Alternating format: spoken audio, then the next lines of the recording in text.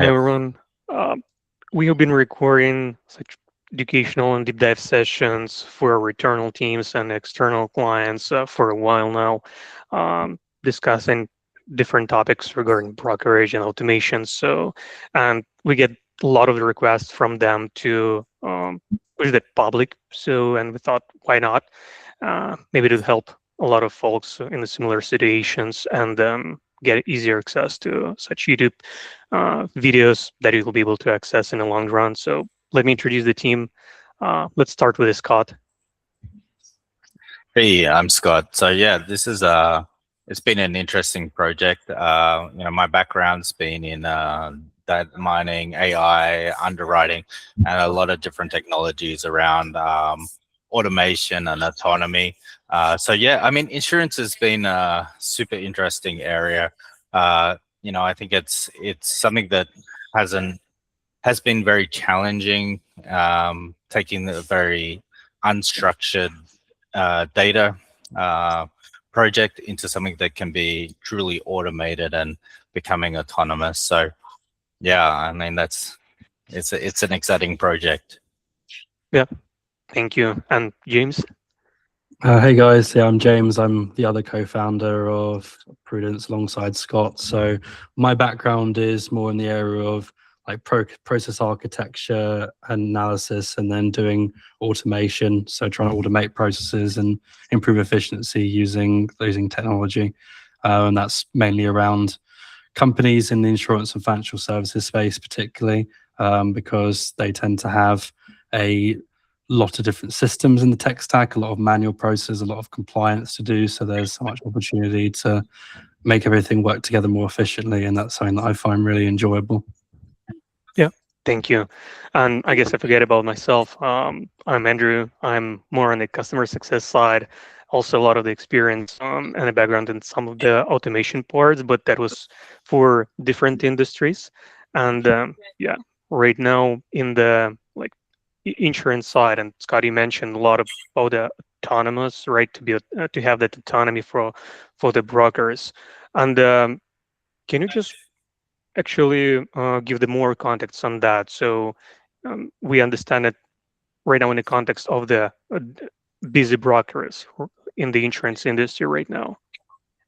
Right. So I mean, historically, like autonomy, it wasn't really possible in insurance because of the amount of unstructured data. We're talking about, policies and intakes that need to be derived into like from a human speak into understanding different types of policies that need to go with a company.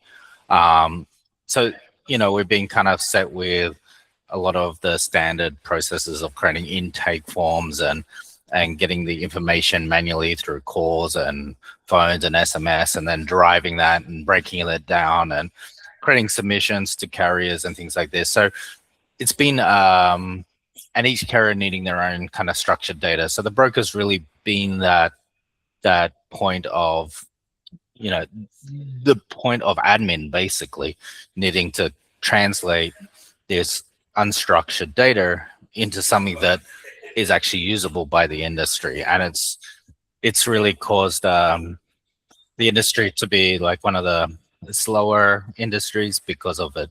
But the great thing is that with the big technology changes, we can view insurance brokering not taking away from their core skills, but removing that administration time from them. So, from our vision, we look at Prudence as a proactive tool, something that can reach out to customers, can talk to customers, can look at policies, can do comparisons, that can take that unstructured data and make it meaningful.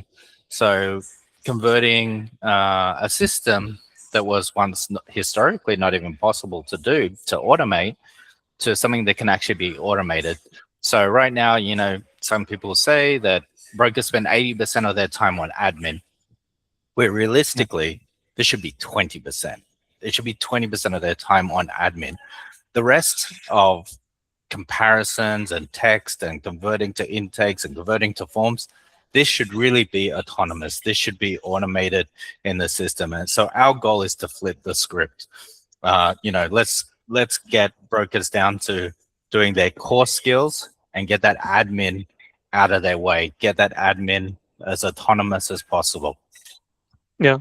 And that sounds like a huge leap here, like to 80%, like reduce it to 20, as you're saying. But James, every agency, like they are using different software, right? They have different integration, and how actually like to bridge this gap, like without becoming a nightmare and orchestrating like 100 tools at the same time. Yeah, and that's probably, as I said, that's one of the things that I find most interesting is that, yeah, there are so many different systems within insurance and within your tech stack. And we don't believe in having closed systems. It's a major problem for insurance agencies, the amount of systems they have and the fact they don't talk to each other. So something we've done with Prudence is, unlike similar companies, is to build more out-of-the-box integrations like with Now Certs and with AMS 360, HubSpot, SharePoint, Google Drive, depending on what you use as your background file system. But we also do a lot of projects with our clients that involve trying to automate those processes and create that smoother flow from end to end. So, for example, I was recently working with a client who used HubSpot as their main CRM for their agency, and they were trying to automate their renewals process. So in their case, 90% or so of their revenue came from renewals. So that was a big area that they wanted to crack there. So what we basically did with them is when it came up to, say, it was 90 days before their renewal was due, then we kick off a whole automated process that would nurture their customers with a mixture of omni-channel communications, SMS, email, even AI calls being made. And when they have the green light to go into quoting, the process then integrates seamlessly with our Prudence software and also with their AMS. So they can trigger that signal off to the carrier to get a update renewal quote back. From there, they were able to have that then load into our software so it can do the comparison with the previous year's policy, look for any E&O risks, also look for, in their case, it was a 10% increase in their premium since the previous year. And if it's low risk and if there's no significant change, then we could send the updated quote automatically through HubSpot after we've generated their proposal and attached the carrier proposal through our Prudence system. So it's a fully automated flow. But of course, if there is a high E&O risk or there is a higher premium change and the broker needs to get involved to manage that with the client, then it would create a ticket for them, and the broker can then see exactly which ones they need to pick up, but they're only picking up and acting on the ones that they need to take action on.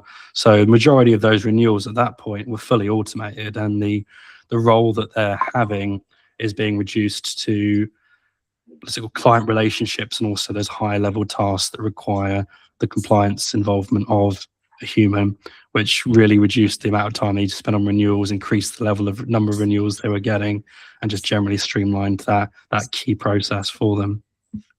Yeah, I see, but I think that's already like the huge jump here, and I think that's a game changer for some of the brokers, because like, as you know, like those policies, how many there are, like 400 pages each, right? And comparing all of them, like check all of that information, right? That's already like 400 pages. I'm imagining myself like reading all of that stuff, and that's huge amount of like manual labor, and automating that part, that's already like the huge jump. But that's already like the part when you already have the lead, right? Or somebody like that you are working on the renewals and talking about like the front end, right? Leads and 24-hour availability communication. If there's any like the pain points right now. Yeah, I think the biggest one in the 24-hour situation is one of the examples that I get is that one of the companies we work with have a lot of calls around evidence of insurers, funding companies calling them 24 hours. It's blocking them from doing their core business. It's wasting their time. for basically collecting some core information. We're taking a little bit of a different approach here to get the right solution. We use something called a virtual assistant. So, like some other tools are handling calls or SMS or email, we have a virtual assistant which is kind of handling all the communication. So it's just seeing them as communication channels. But not only that, it's working off like SOPs in the background. So companies can describe how they want these virtual assistants to work, like you would with a human, basically. You set it up like it's a virtual person. So the request that we got was, for example, evidence of insurance. So we've gone ahead and set up our virtual assistant to say, hey, if someone's calling in and they're wanting this evidence of insurance, let's do a form intake. So the form intake is asking them, well, what is the company name? What is the EIN of the company? What is your company name? What is your email? So we can submit a form. So the great thing now is that, now they can offload all those EOI calls, and the virtual assistant will automatically collect this information. And there's a couple of ways of we handle this is, for some, we can raise a support ticket, or the other one, which is the more elegant solution, is that it actually fills out a form. And the form itself automatically triggers the whole EOI process. So the brokers don't even need to touch it at all. It's 100% automated and running in the background. So this is kind of a way to try to speed that up and get those tasks, those evidence of insurance tasks, which aren't profitable for the broker, out of their core day-to-day operations. So this is a huge expense for them in the sense of dealing with these kind of calls, which could actually be automated. So the customers who've done that have already taken that out of their core load. They're getting this all handled automatically.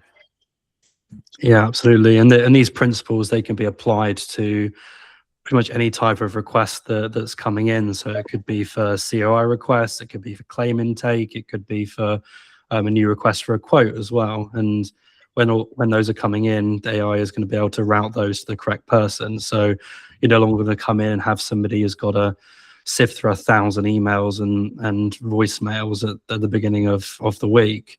You can see that all the trash has been taken out and everything has been neatly routed to the right members of the team. And as Scott says, quite a lot of that can be handled entirely autonomously. Some of these processes are very routine and things that can be handled by our AI in conjunction with your other systems. So if we can have pure automated systems, all the best. And then if a human needs to get in the loop, we just need to make sure that they're not wading through all of this stuff and they just know exactly what they need to do and when.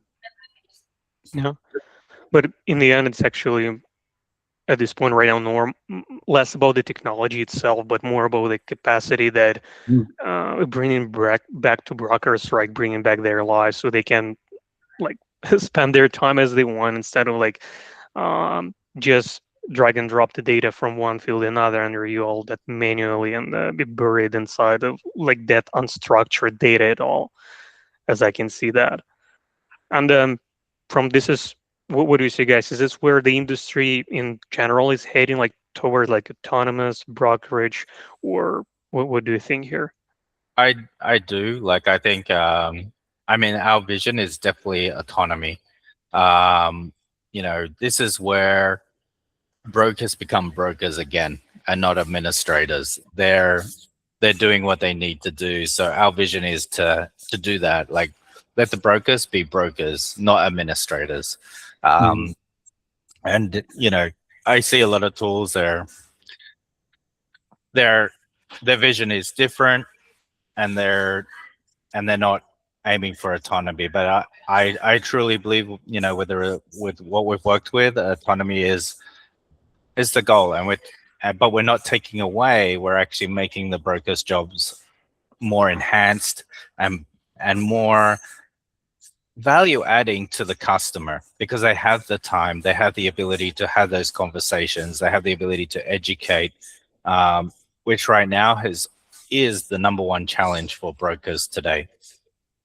Yeah, absolutely. And we've been hearing this from so many different brokers, and they all have different goals that are sort of coming out of this, or different objectives. Like sometimes I'll hear it's because they want to spend more time with relationships with their customers. Sometimes it will be that they want to grow, but they want to grow chaotically. They want to not have to increase their headcount and use these efficiencies to allow them to grow their customer base without having to do that. And sometimes I've even heard some brokers, some smaller ones, for instance, who turn around and say they just want to spend more time with their families and be doing less work, which obviously is another benefit that we can get from bringing this autonomy into their processes. Yeah, that sounds great. And thank you for those answers. And we'd like to hear back from you guys. If there is any kind of administrative task you would like to disappear from your desk, we'll be glad to hear that and hear more about what can be done here in that for you. Awesome. Thanks, Andrew. Thanks, everyone. Thank you.